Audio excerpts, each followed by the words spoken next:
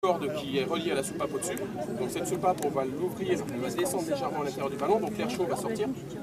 Et on va jouer donc avec une main sur la soupape, une main sur le pôleur. Et on va jouer entre ce qu'on va libérer. Et dès qu'on va libérer, forcément on va tomber. Mais en même temps, il faut ralentir.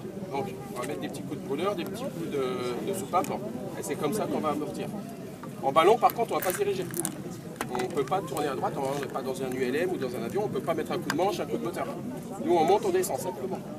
Après vous l'avez toujours vu, vous voyez le vent au sol, il y a une manche arrière là-bas, on est comme ça.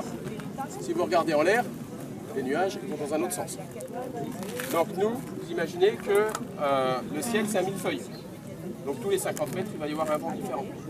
Donc on va enregistrer dans nos têtes en se disant à 150 je vais prendre de la gauche, à 300 je vais prendre de la droite. Et il arrive même parfois, on arrive à revenir au bout d'1 heure et demie et atterrir sur un décollage.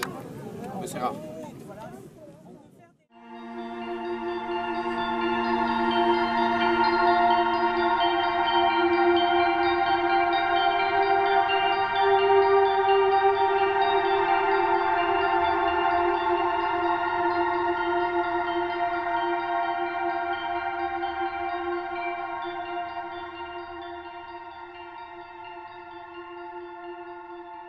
Compétition, je peux définir qui sera champion de France. C'est la compétition. On n'est pas là pour jouer à la pétanque le week-end dans le jardin.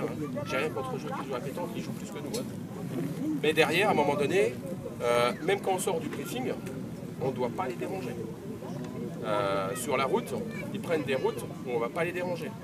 Il y a des championnats de France où ils sont joués à donner la cible à tel endroit, ils se sont retrouvés dans des bouchons.